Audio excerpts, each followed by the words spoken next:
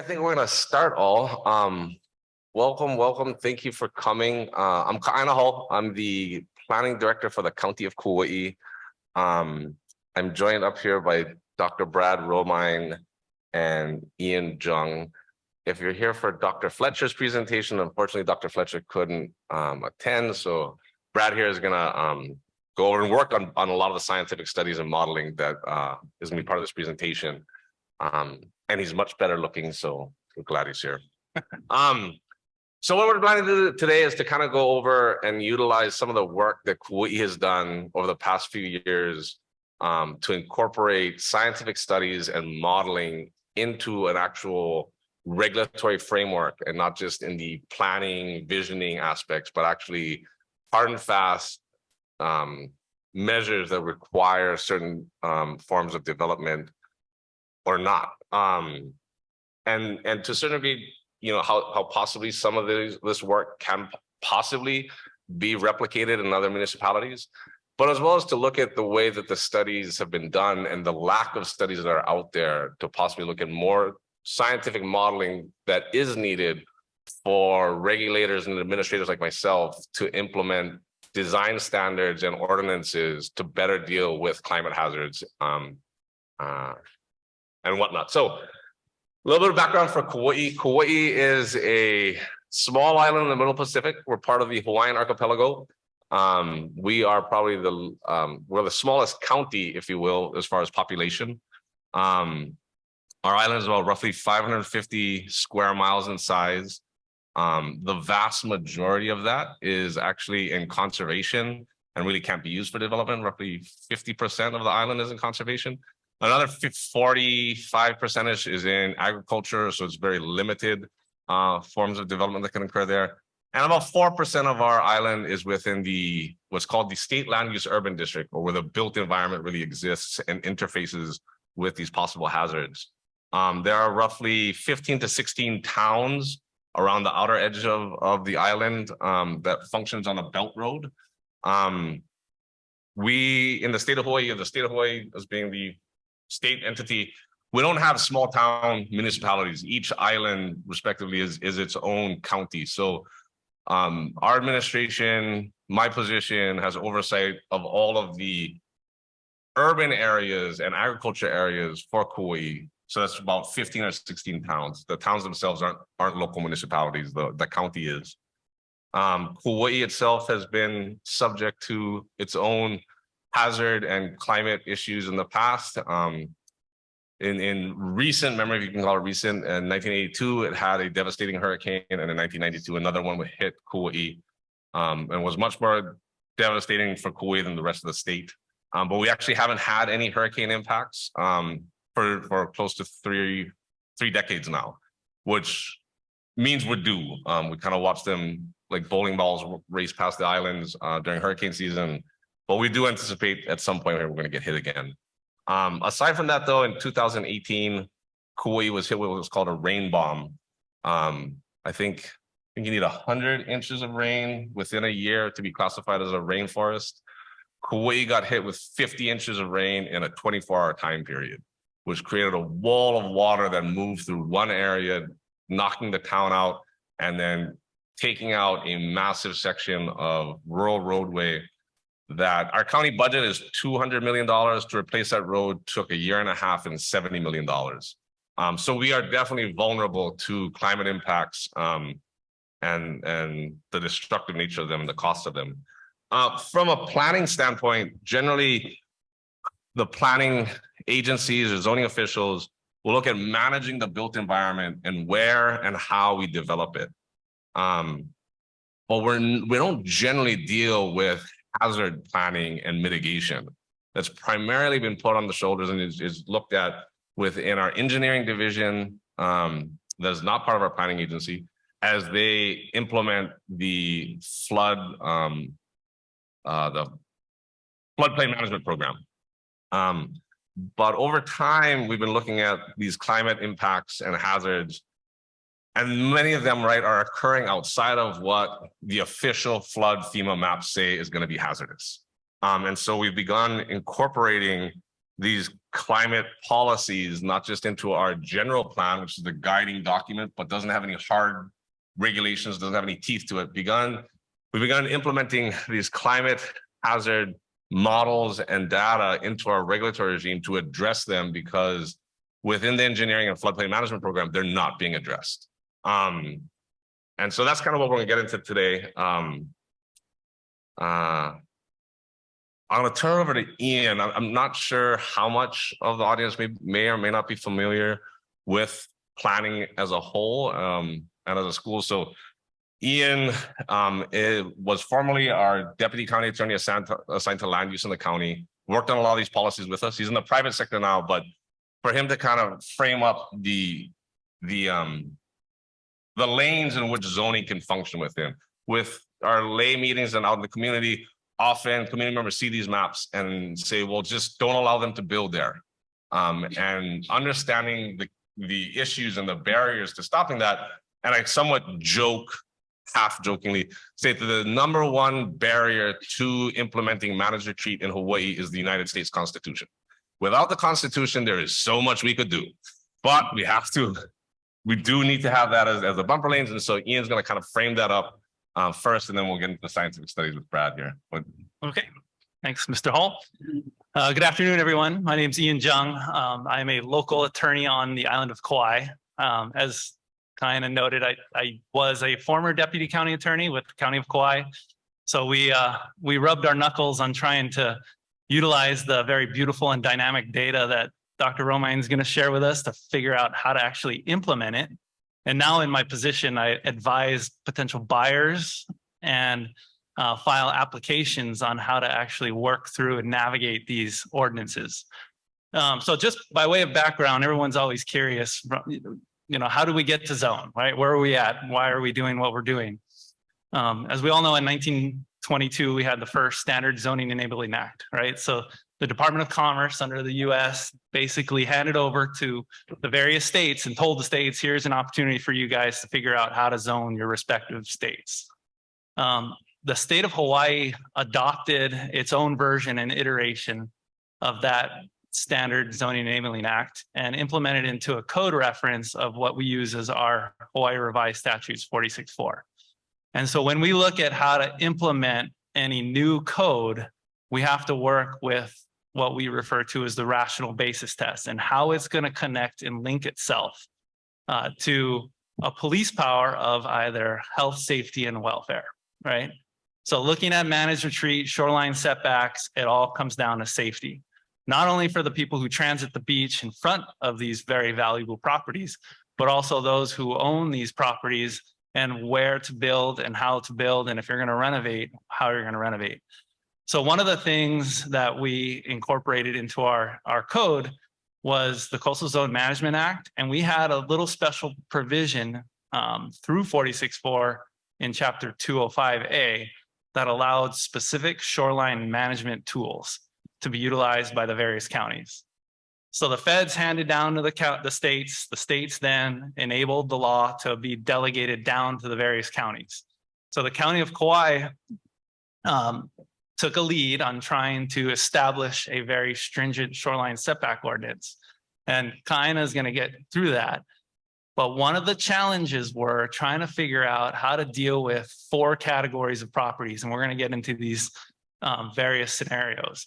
But you have existing lots that were pre-CZO or local comprehensive zoning code. We had new potential projects, and then we had repair of projects.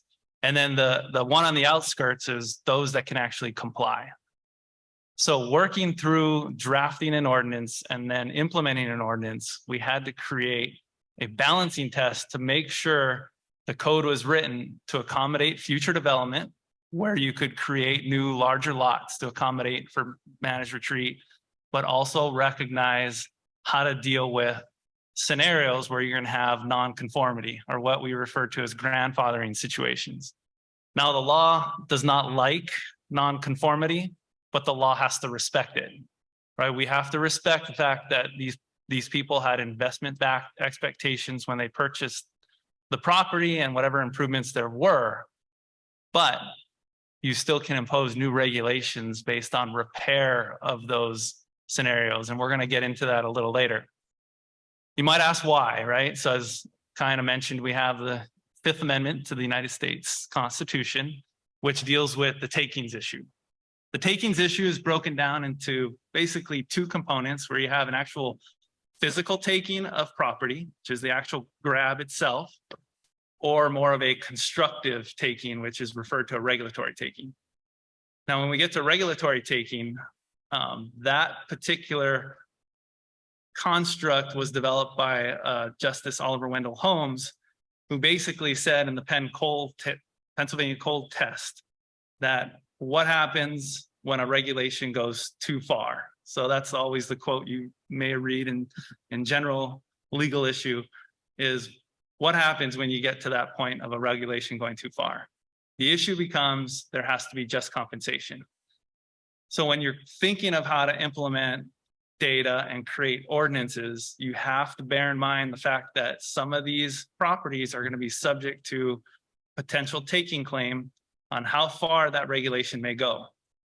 So when we were trying to identify these scenarios, which we'll get into, we had that as the forethought in our conversation is, how do we recognize these past uses and establish sizes of lots and existing homes, and keep a point of reference where you're going to have an investment-backed expectation by a landowner and the reality of how the character of the actual ordinance will run to see if it will survive a regulatory takings case.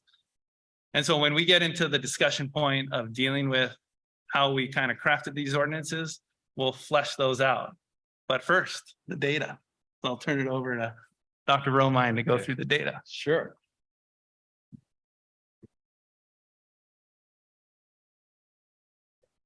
Right from here, I guess. Is this mic working okay? Yep, great. All right, yeah, as Ian and kind of mentioned, they asked me to come here on Dr. Chip Fletcher's behalf to share on the science that's being integrated into these as considerations of this policy development. So I'm here on Chip's behalf, as well as Tiffany Anderson, who is another researcher in Dr. Fletcher's Climate Resilience Collaborative, and there's a number of other folks from that group here this week. But this is work I'm familiar with. It was work I was involved in through my graduate studies and continue to work really closely with the CRC. And my paycheck comes from the Hawaii Sea Grant program. So I'm located at the University of Hawaii and work really closely with state and county government, including Kauai County, on coastal hazards considerations and integrating this science into planning and policy considerations. So kind of set this up already, but you mentioned just the constraints we have as far as adaptation and managed retreat, just because of zoning. Geography is also a consideration. This is kind of our typical Hawaii coastal setting. As an island state, we're exposed to high waves on our open coast year round. And we typically have these kind of narrow coastal plains backed by steep mountains, and all that makes for challenges in adaptation. And so there's just not a lot of room to move back in places. And we also have really high property values. But there's also a real deep sense of community and connection to nature and place in Hawaii that is important in our culture and society there, and I think increases our resilience and capacity there also. So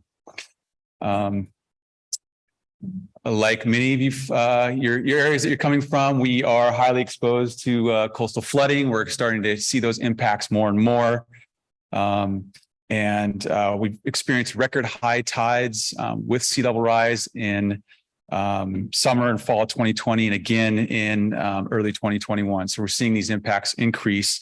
And in regards to high tide flooding, those impacts are manifesting in Hawaii. In regards to direct marine flooding at our shorelines, it's an example of normal wave conditions, but at extreme high tide washing over the highway that goes out to Lahaina and West Maui, island of Maui. We're seeing it through drainage backflow and even through wastewater systems. This is in an urban area of Honolulu, island of Oahu, and then also groundwater rise. This is actually the basement of the Honolulu Police Headquarters, and groundwater that's goes up and down with the tides and is seeping into the underground basement there.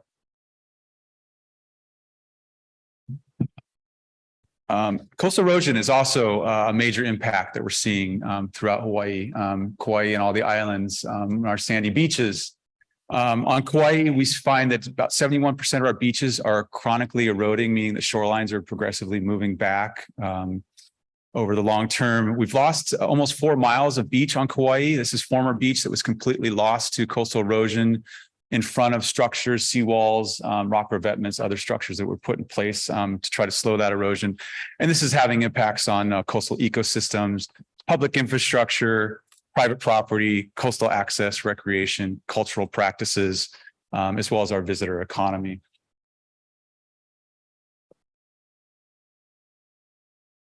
So I want to talk a little bit about the coastal erosion studies that are being employed in the setback ordinances that we're going to talk about. And this is a little walkthrough. Some of you may be familiar with this. This kind of mapping has been done most, if not all, coastal states in the U.S. for studies like the U.S. Geological Survey's National Assessment of Shoreline Change. And we did contribute to that work with this effort.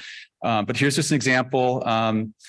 We're grabbing shorelines from georeferenced aerial photographs and old topographic survey charts. For our studies, we use a low water mark as the shoreline proxy for measuring those changes.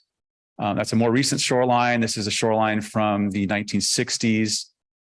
And then we're also using survey charts as well, as long as they're deemed to be of appropriate quality, to extend that data set back to as early as the 1910s in some locations where we have those, or at least the 1920s.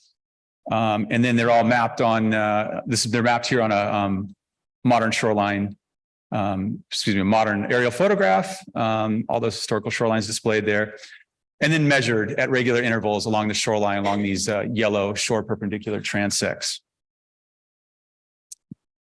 And then we go in, we calculate, we measure those shoreline changes to each of those transects, and we go in and measure the long-term shoreline trend. And here, those red crosses are the measurements through time of each of those shorelines of that particular transect. The blue bars on those are the individual positional uncertainties that go into this regression, this linear model that we use to measure that long-term change. And then we fitted a weighted linear regression to it. A fairly simple modeling there, but gives us in the end a long-term historical erosion rate, in this case going back to the 1920s, and finding an erosion rate of about 0.5 meter per year in this particular location. More beach area than any other island in the state of Hawaii. That's partly because we're one of the oldest islands. The newest island, Hawaii Island, which is actually flowing lava right now and growing, has the least amount of beaches, right? Geomorphology, the older islands will have the beaches, and 71% of our beaches are eroding. So Brad folks come up with these erosion patterns for us, and we have to figure out, okay, we know what it eroded like in the past. What are we going to do with this information? And to go back, planning as a whole is generally concerned with the form and character of a municipality, how it's going to move forward, how it's not going to develop, but it's primarily form and character. It's not building standards, it's not flood standards, it's not health and safety, it's form and character. And once somebody described planning as nothing more than a homeowners association, glorified homeowners association with a bigger stick. And to a certain degree, when it's bad planning is going on, it is nothing better than a HOA with a bigger stick. And planning is guilty of doing a lot of bad things in the past. One of those things it did for, since the 1940s and 50s was really facilitating single family vehicular oriented development, i.e. the suburbanization or suburban sprawl of America was really facilitated by the planning field. And 67 years later, the chickens are coming home to roost with all the problems we're seeing in that style of development, whether it's impacts on health. Whenever you go to a planning meeting, there'll be CDC and Department of Health folks in there because the built environment's impacts on a particular region's health issues. And then more particularly, when you look at the exponential costs that infrastructure comes with suburban sprawl, the federal government, local municipalities are going to figure out how we pay for the infrastructure that is entirely unsustainable with this pattern of land use of suburban sprawl. And so what planners have been doing for the past 20 years, longer than that, kind of off the work of Jane Jacobs and smart growth movement and the new urbanists, is re-looking back at our cities and looking back at how we infill and free up development standards and capabilities within our cities and town cores to facilitate either residential development, mixed use, what have you. And that's been a focus for years. Like either municipalities are on steroids going after mixed use infill development, or at worst, just beginning to adopt these policies. But that's what planning is doing right now at a broad brush stroke. But these cities, right, just where cities are situated, as settlement planners, right, they went around rivers or at an ocean, or often at the focal point of those two wonderful things for shipping and economy, but horrific when it comes to the hazards associated with rivers and coastlines and river mouths. And so as we infill these town cores and cities, we're having to take pause, at least some of us are, to say, wait, some of these areas are particularly hazardous, and we're actually freeing up development standards to send more development into an area that is either influencing hazards or is going to influence hazards as a result of climate change. And relying solely on the FEMA, say, flood insurance rate maps to dictate what is hazardous and what isn't, when the flood insurance rate maps aren't actually processing and bringing into the fold the climate impacts associated, say, with increased in intensity and frequency of storms. So when it comes to Brad folks getting us this science, getting us these erosion rates, and us saying now, okay, we know what the erosion pattern has been in the past. And actually, this is still based on our shoreline setback ordinance is based off of historical erosion patterns that Brad and their team track for each of our coastlines, and folding it into a regulatory regime. The state of Hawaii's state law is a minimum of 20 to 40 feet is the setback that you can build to the ocean line. And there's a clear need to set structures further back than that, as we've seen in the past, structures falling into the ocean. And the hazards that come with that. So in the past, Hawaii's approach, and I think across the nation's approach to dealing with coastal erosion, is to armor the shoreline, to put a seawall between the ocean as it erodes and moves inward between the ocean and the structure. And what we've found, of course, as many of you are probably familiar with, is what we found is these seawalls not only prevent the inward migration of sand in the ocean, they also create wave energy that's going to erode other areas that might not have been eroding before. And so if we pursue a path of constant armoring of our shorelines, eventually we're going to lose all of our beaches. And so in looking at pushing the built environment back is where we took Brad folks' erosion rates to say, 20 to 40 feet may not be enough. Let's base it off of these erosion rates that have historically happened in front of these various beaches. So I'll just pull it up. So here's an example of the transects that the study has. So here on the right, where you see those blue lines, that's actually an accreting beach. That beach historically is growing. But right past the harbor here, you see these red lines, you can click on them, and it's going to give you the erosion rate for that particular transect. So the transects are every 50 feet on a sandy beach. And if you look here, this has an erosion rate of 3.5 feet. So every year that beach is eroding 3.5 feet.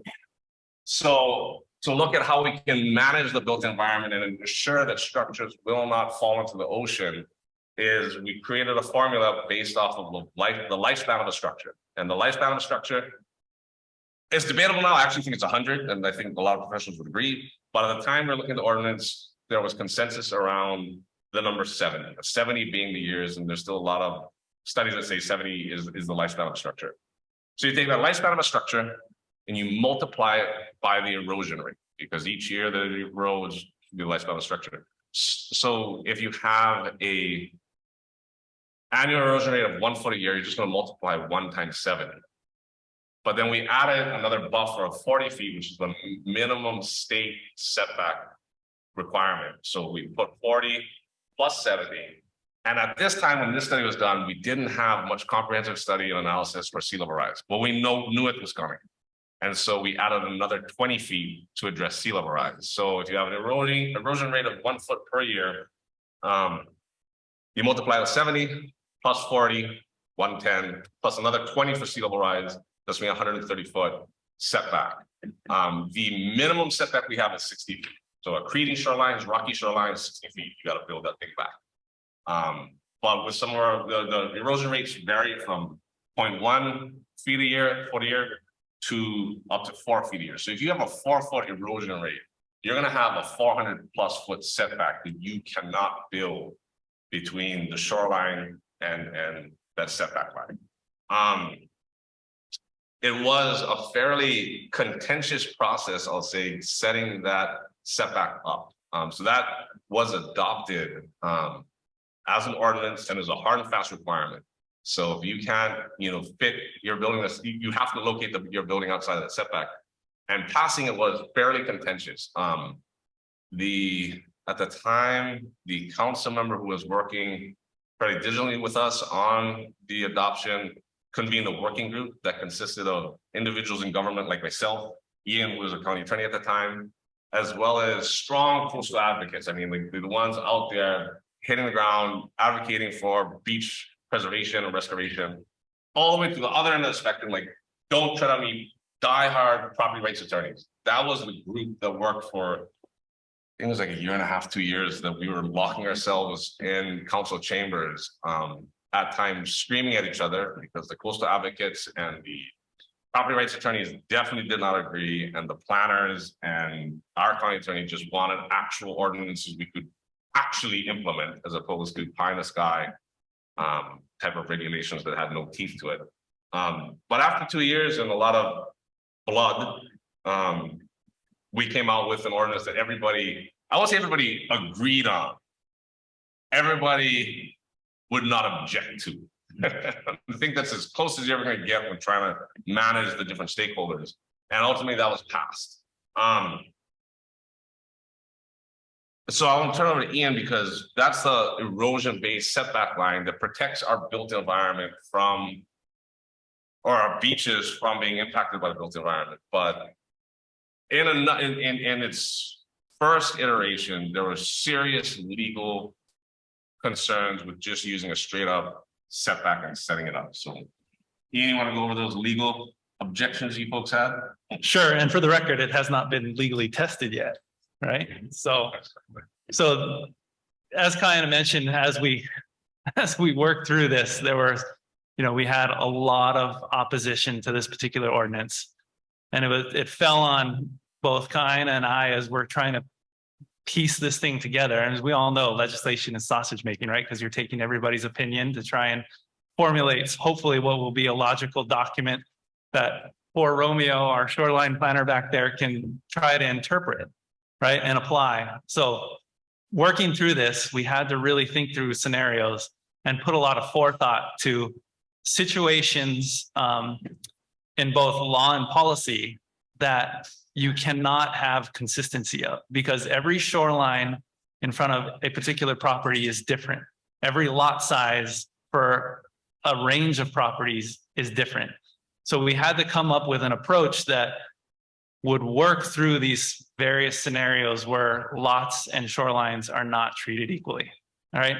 So the erosion-based modeling worked, and that is good data to implement. But you're going to have scenarios, as kind of just mentioned, where you're going to have a 3.5 foot erosion rate on a property that's 120 feet deep. So if you have a 420 foot shoreline setback requirement, then how do you build? Right. So the thought process we came through is like, okay, how do you build? Is through the variance process. And as we all know, a variance process is very difficult to get through. One of the major components of a variance process is you have to do an environmental assessment, which, adds another 9 months to the already 6 to 9 month process. And in that variance process, you first have to look to reduce the side and rear setbacks before you can even approach getting a reduction of the shoreline setback. So imagine this on the framework of law in Hawaii, where you have a certified shoreline, which is usually the high wash or the highest wave, evidenced by a debris line, other than named storm activities. You start with that line, which the state gives you. Then you go to your erosion data and identify the transect you're in. Once that transect is identified, you calculate your setback based on the formula kind of explained, and then they'll derive you at a shoreline setback line. So the area between the certified shoreline and the shoreline setback line is what we refer to it as the no build zone. But you can build, hence the takings approach, because someone who owns this piece of property has an investment-backed expectation that they can do something. So for new construction, the thought process that was with Kaina's former boss was give them 1,000 square feet. And for most of us, 1,000 square feet isn't a lot, but if you come to New York, 1,000 square feet is a lot, right? But in the grand scheme of things, there's one of the things we were looking at when we were trying to craft this, there's the Mulger and Habacek case, which says you can take some of the value of the property, right? It's not a full deprivation of property value when you get to a takings analysis. You can take some of it as long as they have something, right? And this is the issue that will be tested at one point, I just know it will, is 1,000 square feet enough? So if you reduce the rear setback and you reduce the side yard setbacks, jam the structure beyond the certified shoreline. But if you can't get it, you got to go through the variance process, and you're likely going to be stuck with 1,000 square foot structure for any new build, right? So that's bucket number one, new build. Bucket number two is another scenario of grandfathered and non-conforming uses. We have a line of homes along a stretch of beach, particularly on the south shore of the island, that it's a non-accreting shoreline. It's a stable shoreline because it's a rocky shoreline, not studied by the data, which is typical. You have the eroding shoreline where you have sandy soil being the area for which you're studying, but the rocky shoreline wasn't necessarily subject to the coastal erosion rates. So what do you do in that situation when, as mentioned, you have a 60-foot minimum setback when these lots are 80 feet wide or 80 feet depth, right? You have a scenario where you have a 3,000 square foot home on that lot. So what do? You can get the variance if you want to do some modifications to it, only if you're messing with the interior square footage and walls of the structure. The limitation is if you want to do a repair to that structure, is you have to go in for a shoreline setback exemption and repair the structure in the footprint and the existing wall frames that are there now. And imagine trying to explain this to a buyer of a $10 million home. Like, hey, you can buy this home, but you can't mess with anything in it unless you want to go through a variance process. So that's if you're going to be crafting ordinances for your various cities and municipalities, you have to think through new build and repair. And how do you deal with those repair situations? I had one application that just got rejected where it was 2 lots back, but the shoreline planner, Romeo in the back, found that a shoreline was closer than what we knew from the past.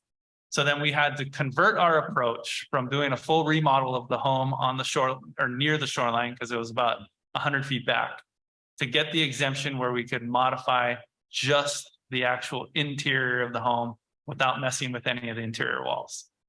All right, so grandfathering, new build, grandfathering, existing build.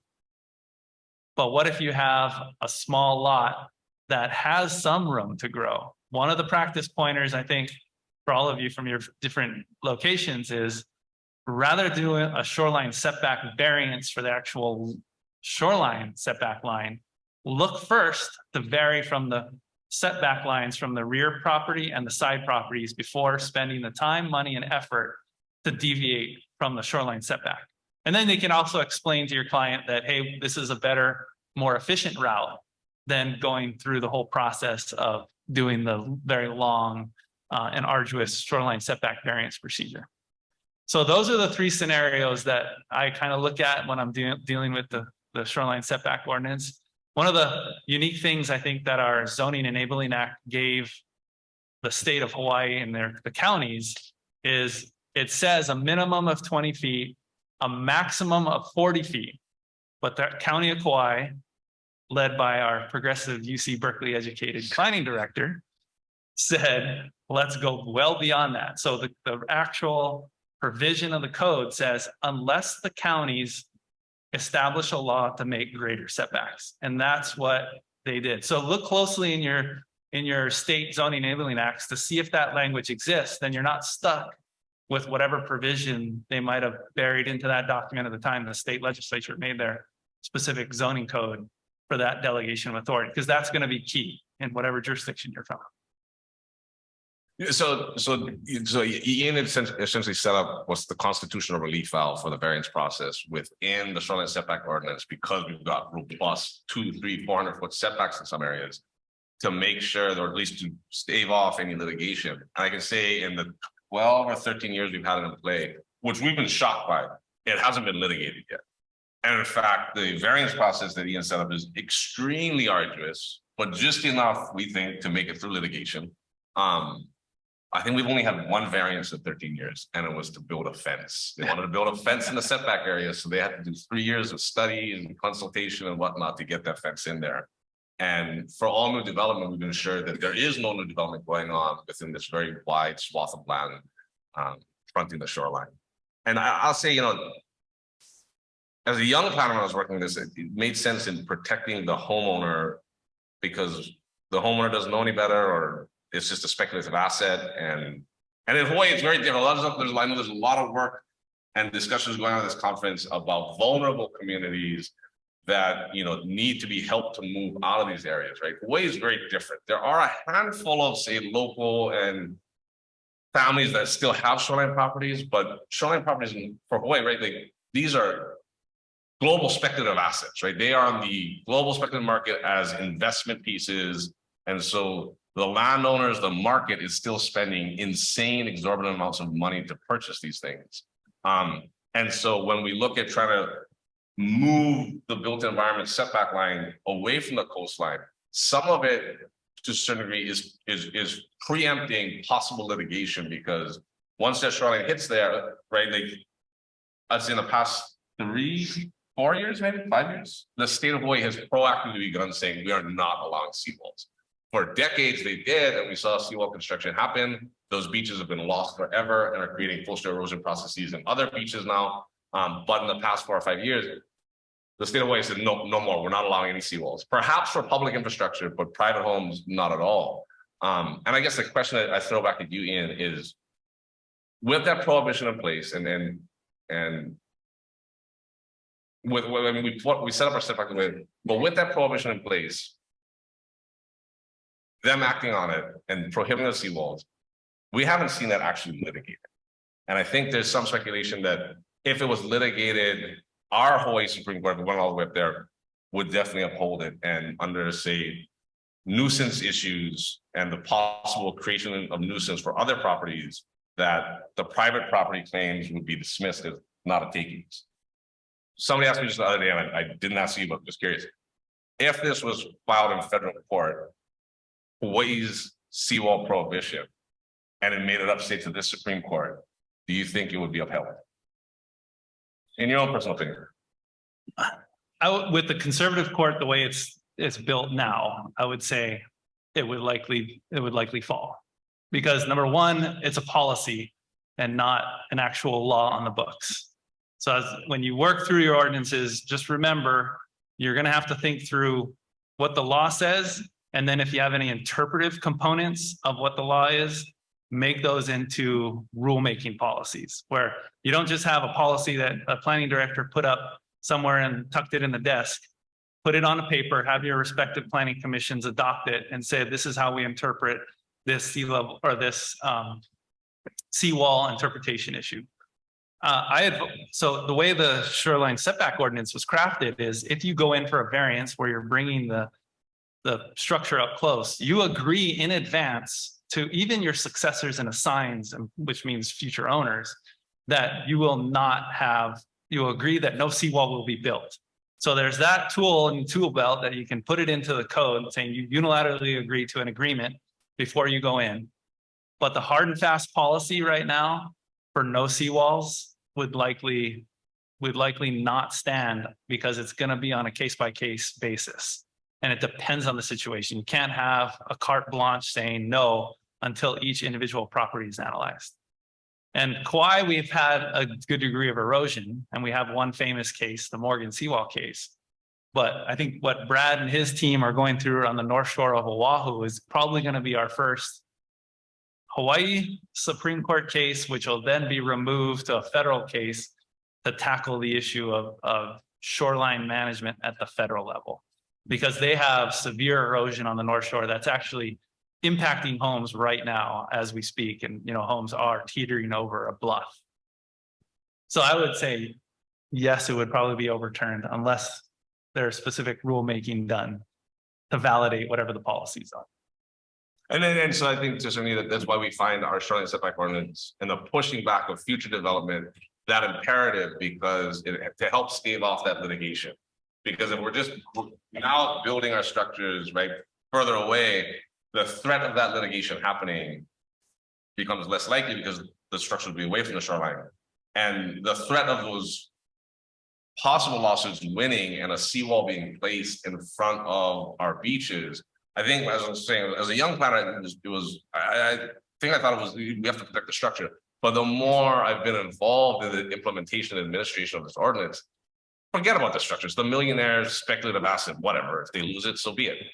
But if we lose that beach, if the wall armoring is allowed, and that beach, whether it's an economic asset, which obviously it is, but beyond that, it's a cultural asset, it's where fishermen fish, it's where people collect limukohu, it's where families recreate, it's our identity. And losing that identity is far more imperative than, say, protecting the structure. But in order to ensure we don't get faced with a litigation, this shoreline setback ordinance and the pushing of the built environment away from the ocean is absolutely vital. And that's kind of where we are with the shoreline setback ordinance. I want to ask, because we're going to shift gears here, where we said like now we can actually, Brad's team worked on actually doing sea level rise modeling, so we could actually see a much more precise level of sophistication of sea level rise modeling, which we drafted another ordinance off of. But before I get into, are there any questions about the shoreline setback ordinance or the process for that? One of the points you brought up is this ocean now. Instead of separately integrating sea level rise, is it potentially useful to look at correlation between historic rates of line or shoreline recession with at sea level rise and use that as a factor in determining the output setbacks? Yeah, I believe. So we're going to talk about the future hazard projections for coastal erosion coming up here in a little bit. And those do account for the actual historic rates of sea level rise measured from those local tide gauges. So it's considered in that regard in the future projections, but it's buried somewhere in there within those historical erosion rates, just assuming that at least on the broad scale, sea level rise is a component of that long-term change we're seeing. I don't know if that gets quite specific information that here is the correlation we can identify from the data of shoreline recession and how much of that is a function of actual past sea level rise and use of that. Yeah, we're not able to do that on the beach by beach scale. I was involved in one study that did that on more the island scale, where we have a higher relative rate of sea level rise on Maui because of subsidence compared to Oahu and Kauai, and found that at least on an island scale, there's greater erosion on Maui, probably related to that higher sea level rise rate. But to nail down the exact causes and the role of sea level rise on a beach by beach scale, we're just not quite there yet. And there's just, and then at the tide gauge level, there's a lot of wiggles, a lot of variability in those records. So it makes that really complicated. Yeah, right. I think there's another question. Go ahead. I might mess this up, but for Ian, the presentation this morning from a couple of attorneys in Michigan were talking about how, is it the public access doctrine? Public trust. Public trust doctrine. So it seems to depend state by state as to who owns the beach. And so if the shore hardening is causing erosion of state-owned property. Does that give the state a better foot to stand on, if you will, in terms of what you were saying about them losing the case that was the scenario put in front of you? I don't know if I care about that. Yeah, no, I think you did well. I mean, the issue is, okay, so in the state of Hawaii, we have the coastal beach corridor is what they call it, the beach access corridor. So it is embedded in state law and through a lineage of cases that the right of transit along the approximate shoreline location is it's for some of you who are referred to rolling easements, it's kind of like the rolling easement concept, but it's set by case law that anywhere between a future certified shoreline or approximate shoreline, you can have a right of transit. So your point to the question of, well, if you allow shoreline hardening and the beach erodes to a point of where there's no access, the state will then do a certified, if you want to repair that wall, require you to do a certified shoreline. And if that wall is in the shoreline setback line or is Mackay of what the certified shoreline would be, then the state considers it's their property and there's a right of transit over that wall.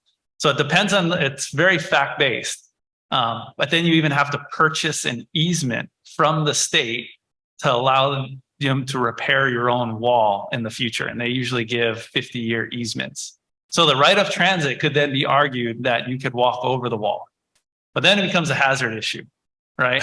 So I think from a standpoint of future rock walls, it's going to be one of those things where, or future hardening, it's going to be one of those things like how wide is the beachscape and how much transit would be allowed. And it'd be hard to just give a general catch-all saying, yes, it would unlikely be challenged, but you just never know because it's going to be a fact by fact situation. And just to add to that, because I know there might be some confusion for the state of Hawaii, for years, the interpretation of the shoreline was the vegetation line. After a court case that actually originated in Hawaii, the Hawaii Supreme Court ruled under state law, no, the highest wash, the highest wave is the line. So that takes a surveyor going out there, but also looking at previous data to see where basically a splash might have occurred. And so when we see these seawalls now, like we can obviously see waves washing over them. And even though it's not necessarily at the vegetation line, that under Hawaii state law is that's now state property. So we get to get out of the vegetation line issue because of that ruling. Yeah, it's on the guy from Michigan who was talking earlier. It's the state property, you can tell the government to fall out. You're on the state submerged waterlands, you need to take the wall out. The current policy is that they will allow you to maintain the wall provided it can be repaired and that you can prove it was lawfully constructed. So it could be litigated, and it hasn't yet. Is Obama's wall getting litigated? President Obama's property is subject to this very issue in Kailua right now, where he got a permit to repair a wall subject to a state granted easement, which the Board of Land and Natural Resources issues. And that's on a separate island that I track it, but I'm not too in tune with what's going on.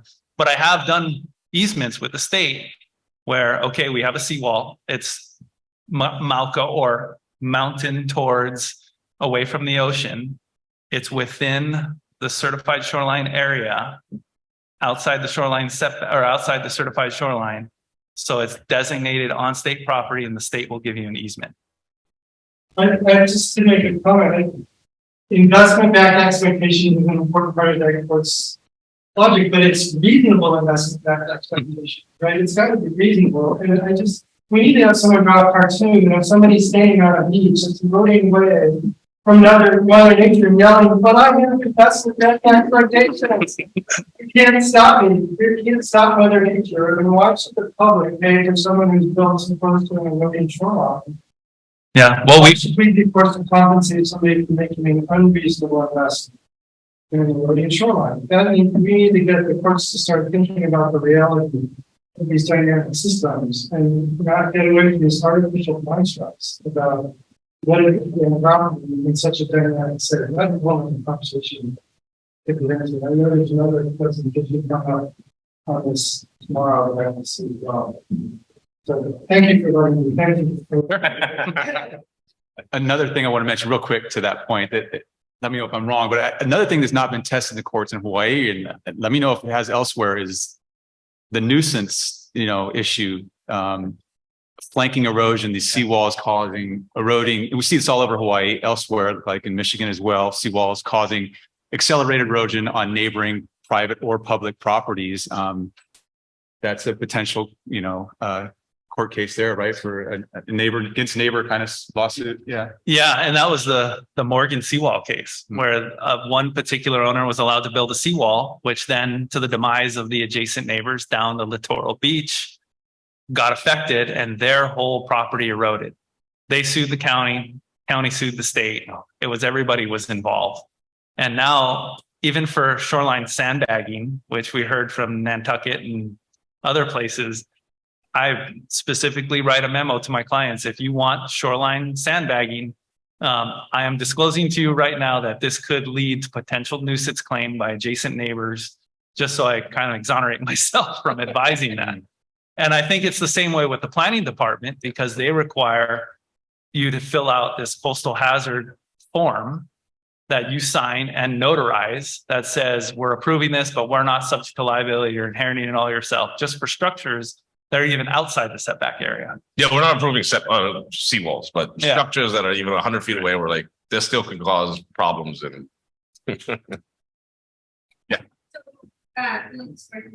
what we've been hearing is that even if it's not the individual that might take that service, be the insurer who would seek to pay that liability against the aspect of the structure. Yeah, I actually deal with that quite often, where I deal with multi-million-dollar properties in the North Shore in Honolulu Bay, and there are insurers that will not insure there. They refuse to. You can get the $250,000 FEMA-based insurance, but that's not going to do anything for a $36 million property, right? So a lot of these homes, are without general liability coverage because of the potential for impacts. Not just hurricanes and whatnot, but any type of, coastal impact. Do you think that's something mortgages on? Most of those don't have mortgages. The ones that do, they'll require it, but you have to search for a broker that will specifically deal with, shoreline properties to find who's going to insure you. And the premiums are outrageous. Yeah. The one last question, then we're going to jump into the sea level rise. I don't think I'm sometime for the sea level rise district, but definitely go ahead. The last talk, but it's two questions. It sounded like we were doing models of erosion and models of sea level rise, and I was wondering what other types of models are triggering. I can call it directions of, kind of what the scope of what you're doing in terms of, your science methods, like zoning. And then the second one is, I was curious if your impression is that other counties in other states, whether or not they're doing this, if it's unusual. It does seem like you're really doing science one center.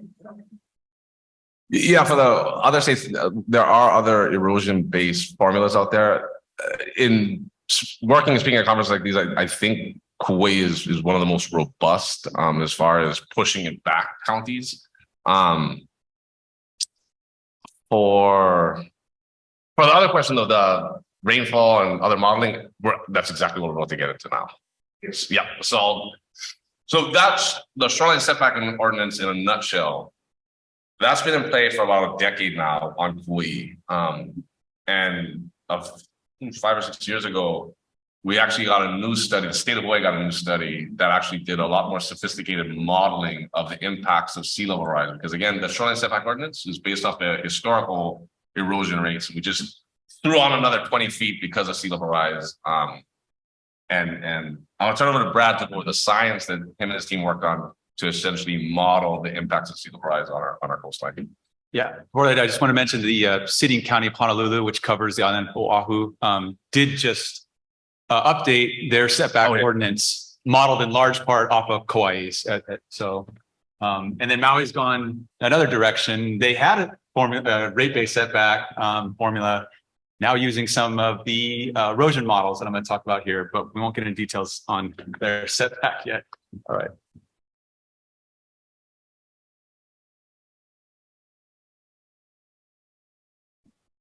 Okay, we've been talking about historical data so far. Let me get back to our presentation. We're going to look to the future now with some of the sea level rise exposure mapping we're doing, looking at potential future risks. All right. So like most of your coastal states, other countries around the world, coastal flooding and erosion are only projected to get worse in the future. That's the truth of the matter. And we're going to see more frequent and more sea level rise impacts, erosion, and coastal flooding. The 2022 Interagency Sea Level Rise report, hopefully you all have seen this, put out by NOAA. I'm going to talk in feet here because that's what we're used to talking with our planners in Hawaii. Is projecting between about 0.5 and 1.5 feet of sea level rise by 2050, with an intermediate projection of about 1 foot by mid-century.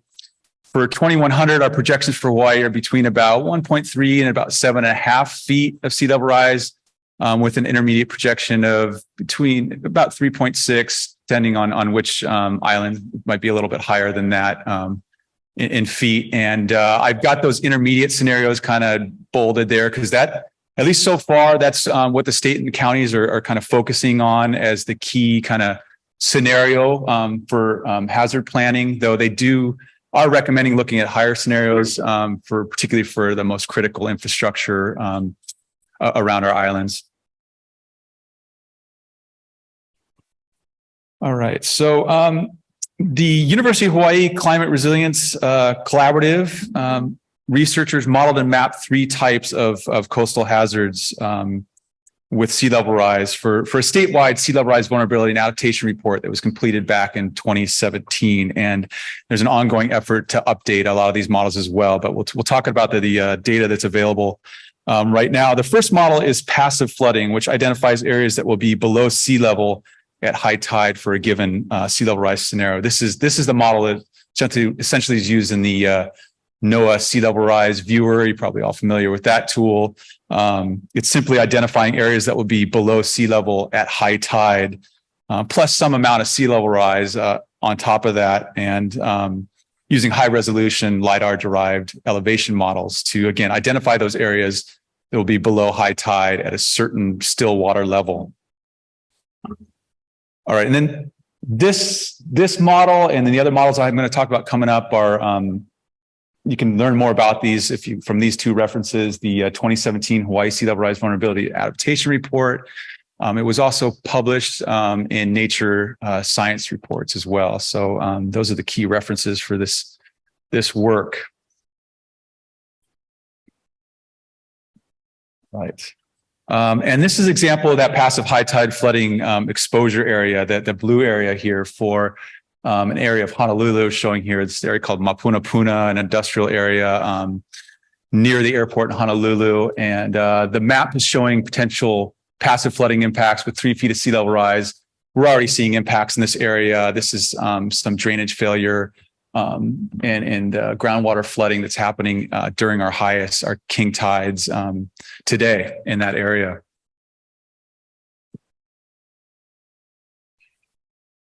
All right.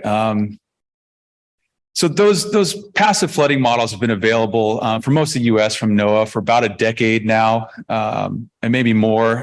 While these models provide a good initial look at low-lying areas susceptible to coastal flooding, we realized pretty early on in doing more detailed vulnerability assessment for Hawaii that we needed more information than that, especially along our wave-exposed coast. That passive flooding really doesn't capture the hazards that we're already seeing from high wave run-up and coastal erosion. So the folks at the Climate Resilience Collaborative decided we all work together to take it a step further and look at coastal erosion modeling as the next model. And this model is a hybrid that includes observed erosion trends from those historical erosion studies, and it combines it with a geometric model of beach profile response to rising water level. This Davidson-Arnott model, which is closely related to the Bruin rule, which you've heard. So it kind of hybridizes those two models to get at a future erosion hazard projection with sea level rise. And this is an example. You've heard this area mentioned. This is Sunset Beach on the north shore of Oahu. It's really kind of a ground zero for the erosion problems we're seeing in Hawaii right now. Some of the erosion impacts we're seeing in that area, a home that's fallen off the sand dune or sandy bluff there, and a series of different attempts to try to slow the erosion, tarps that have been laid down, other sandbags. So we're seeing these impacts here. And this is what that future projection looks like in our from the sea level rise modeling. And the green line there is the present day vegetation line. The yellow line there is the projection of the future erosion hazard with 1 feet of sea level rise, and the red is with 3.2 feet of sea level rise. And with that model, basically says that everything landward of that line, those lines at that sea level rise scenario has an 80% chance of being safe from erosion.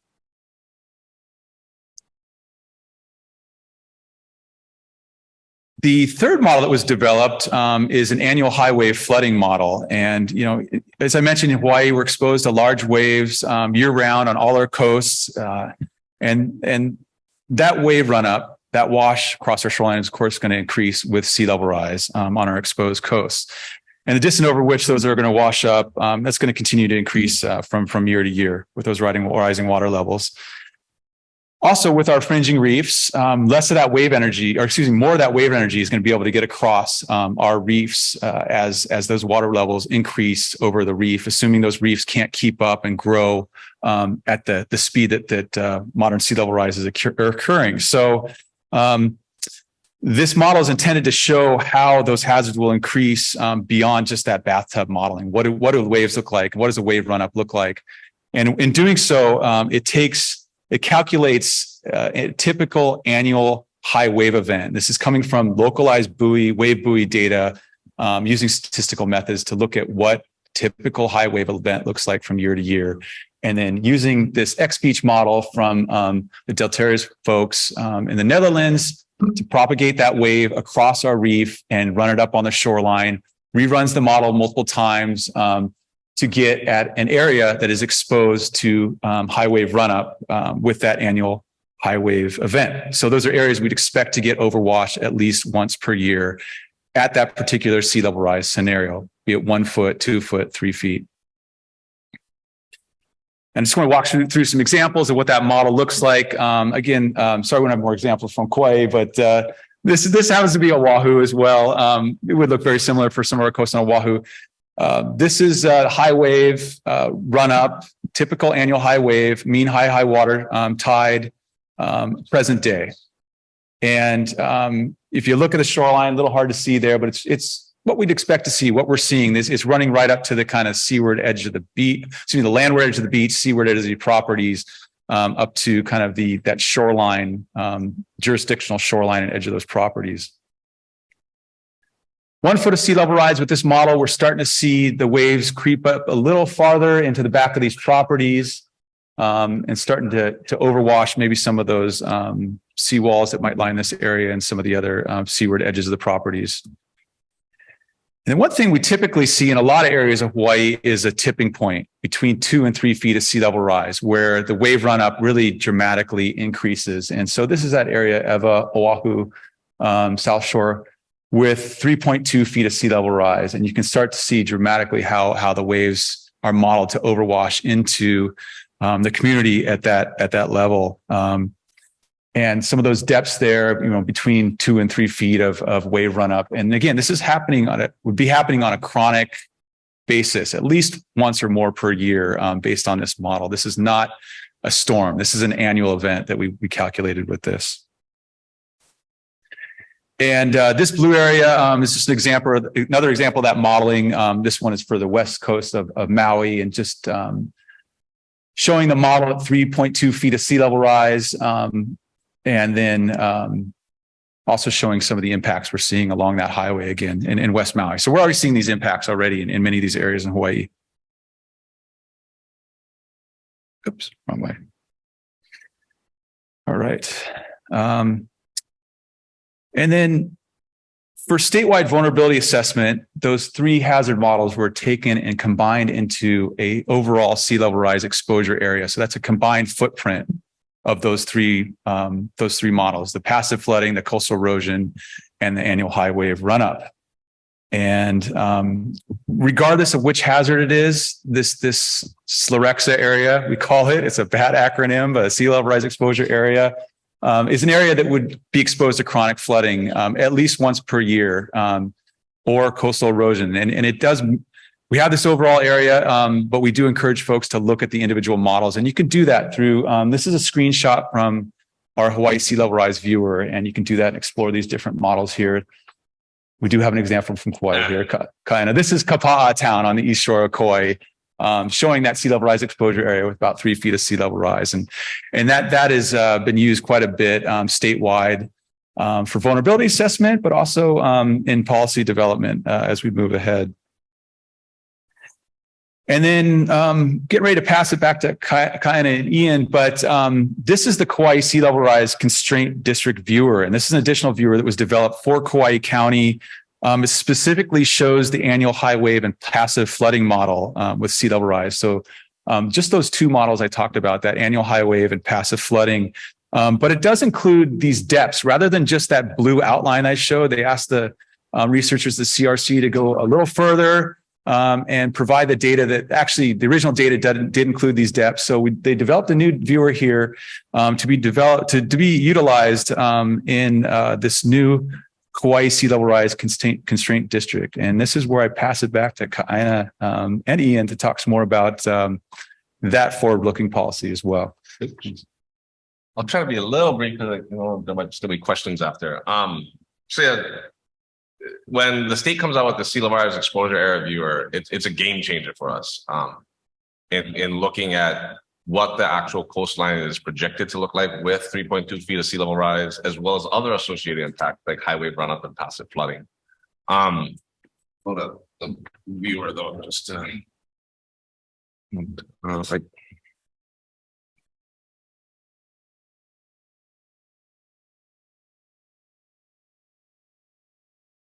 So this is the viewer. So you turn on the various hazards you want to look at.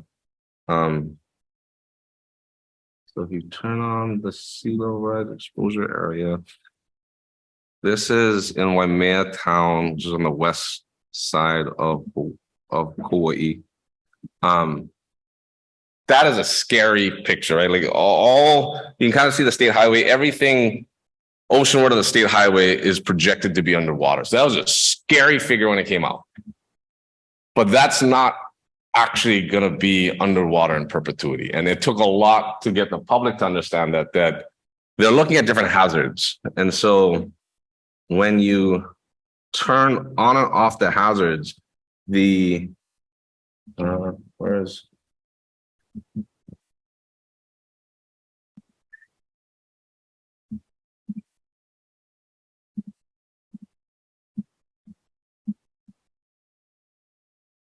Brad, your slurks of view is not working. It's not responding. Trying to get the 3.2 erosion line.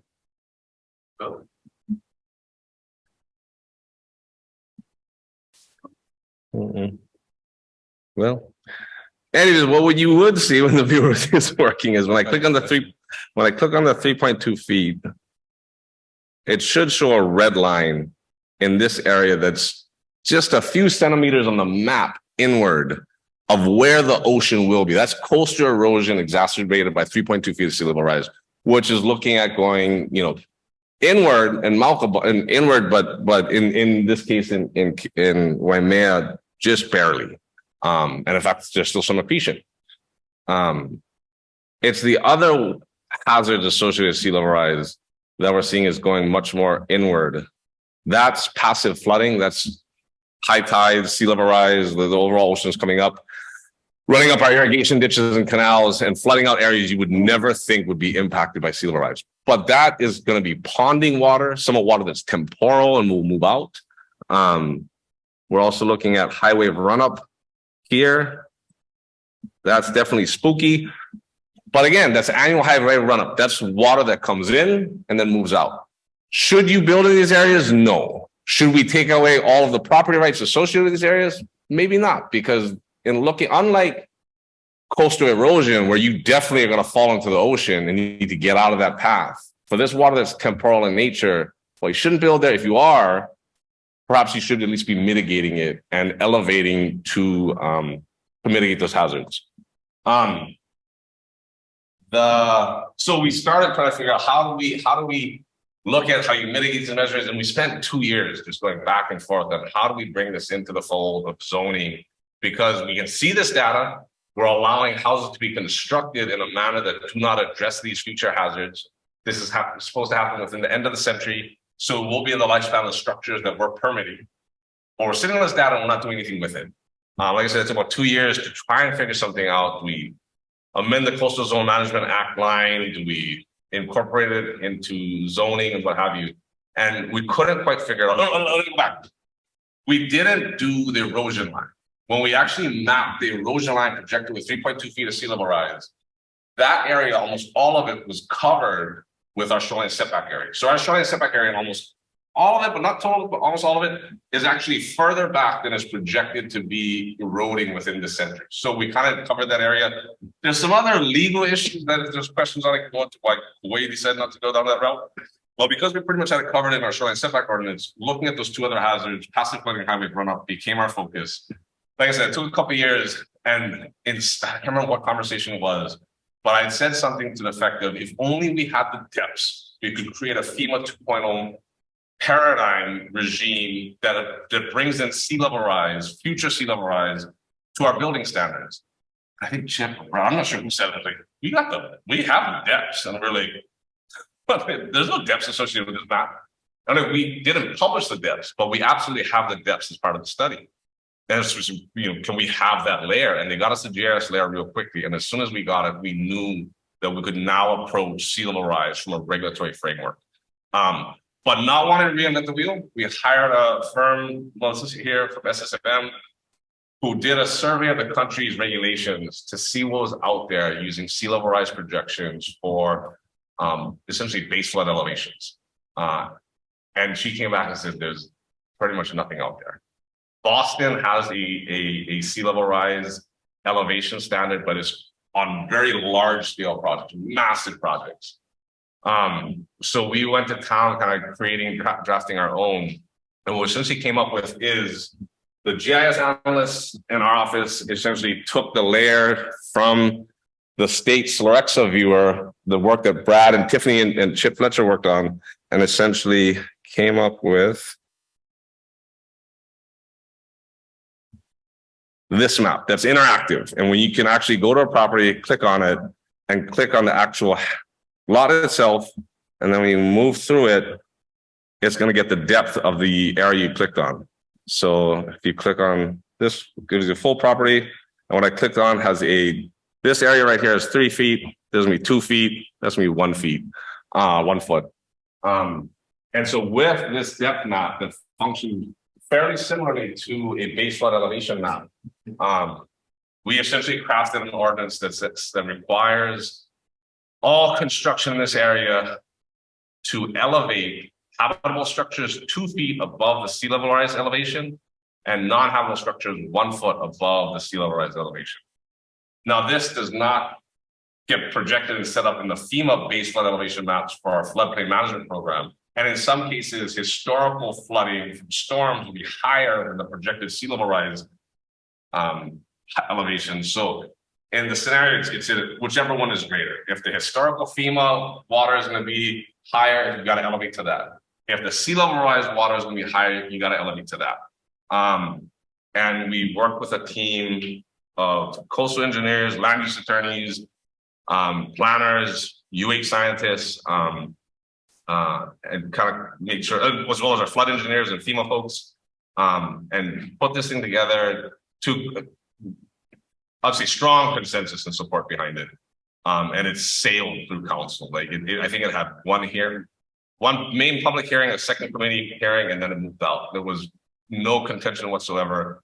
And that was adopted in October of 2022. So that's in play now for us, and we're pushing the built environment back with our shoreline step back ordinance to ensure that it coastal erosion processes, sea level rise or otherwise initiated are going to be addressed by not having a building envelope in there. And then for those that are going to be impacted by sea level rise, passive flooding or highway runup, which are more temporal waters in nature, that they're going to also have to elevate structures to mitigate those waters when they're there. And that's it in a nutshell. To the woman's question earlier about rainfall, that's a great question, because as soon as we adopted this ordinance, there was a lot of, I'd say, excitement and congratulations, and we were able to get the sea level rise modeling, taking actual modeling and framing it into a regulatory set of rules.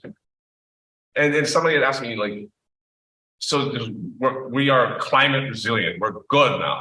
I'm thinking, this is a huge step for them, right? Like the sea level rise zoning district that we adopted is a monumental step forward in addressing climate change, but it's just the slow creep sea level rise, right?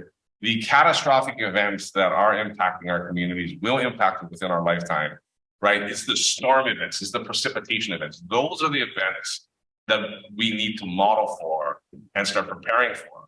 And, what I think we are able to do with scientific modeling around sea level rise and creating a regulatory framework is essentially the next step of we need to start doing much more atmospheric modeling for the hydrologists to do hydrology modeling on what do they increase the FEMA maps at or floodwaters. Do they increase it by 5%? Do they increase it by 10%? Do they increase it by 30, 40%?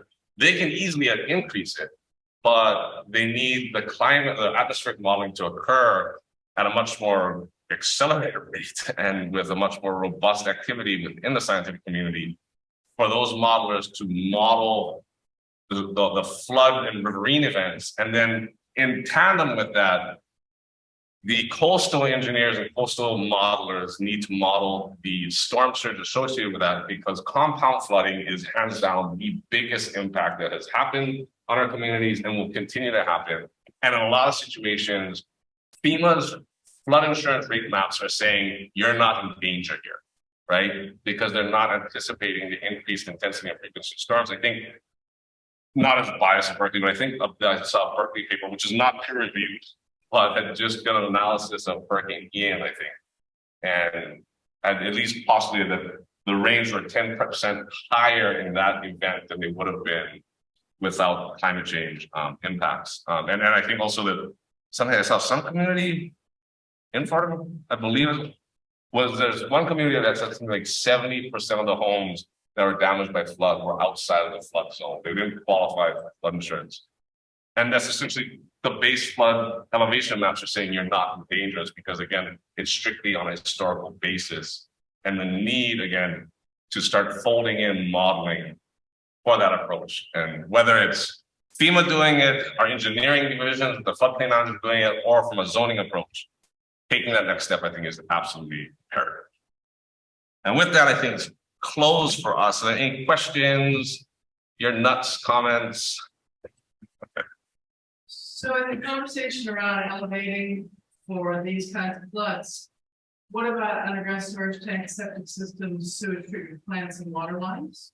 No, absolutely. That it definitely has to be a part of the conversation for some of the septic systems, right? Like we've required in some scenarios already with the sea level rise zoning district that they elevate the septic tank itself, but then there's still the field where the pipes are still going that is still subsurface. So that is absolutely a part of it. And we weren't necessarily willing to go to the point of saying no development there at all, because of people are Mr. Ian, Mr. Johnson field. Above ground 2 feet and septic field. No, we haven't. Sorry, we didn't hit that. We hit that with the it was with a special management before we had gotten the. Sorry, we haven't had them elevated above ground to address passive flooding and groundwater coming up. But it was before the 2 feet was adopted in October. That's a question. We haven't actually had that cross our path. Yeah, the code, the way it was drafted is it relates to the building itself. So the related accessory sort of utility infrastructure does not require to be elevated. There are some circumstances where you elevate the septic tank and you have basically above ground septic tank, which is built with typically some rocks and earthen mound around it, but you still have the leach field below that.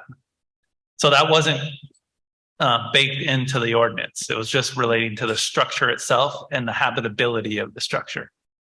And it was tied to the FEMA guidelines for non-substantial and unsubstantial repairs. So that was sort of the relief valve that was put into the sea level rise constraint district ordinance. And the research goes on at the university, of course. One of the next generation models they're developing is groundwater modeling. Our groundwater, that's one of the biggest worries for underground infrastructure like that. Like Florida, we have porous geology in our coastal plains, and you can see that groundwater going up and down with the tides. And so that's a real worry for all kinds of underground infrastructure. And there's been some real detailed modeling by researcher Shelley Habel, University of Hawaii, particular to Waikiki, urban Honolulu. But I think the goal is to expand that kind of modeling statewide for Hawaii and really look at the underground impacts. That's a real worry and a key point. So thank you. Yeah. Yeah, definitely. So returning back to some of the permitting the new structures, you had mentioned that you're using light infrastructure. Did you consider for new development maybe doing something, say, exactly a requirement that a certain trigger point the structure will be removed? Because what's always concerned me about light infrastructure things is it doesn't really map onto the reality, whereas light infrastructure estimates are really basically development models. Structures typically are very often far exceed their actual use time because they're rebuilt, they're repaired, they're upgraded, and even when not with their entire installation, they're then fighting the outlet like you still got all the infrastructure in place, you still got all the community expectations in place about that property. Places don't just disappear. No matter what you say about the estimate, life of anything in the building. So was there any entertainment to the idea of exactly through the permit process, an agreement at some point to? No. But I can say, after I watched your presentation, I've been definitely contemplating whether or not you bond homes that come in for their special management area, their coastal zone management area, because the setback, right, is just established to say you can't build here. So as long as they're not building there, they're good to go. But in these coastal properties, almost all of them, not necessarily yet all, but almost all of them have to go through a discretionary permitting process at the planning commission with a public hearing. And after I saw your presentation, I was contemplating, why wouldn't we say require a bond that the structure, eventually be able to be moved out through? But no, it's not part of our ordinance. I'll just see what you're able to came off where things are done. Anything else? All right. Well, thank you all, and thanks, Brad. Thanks again for spending the time with us.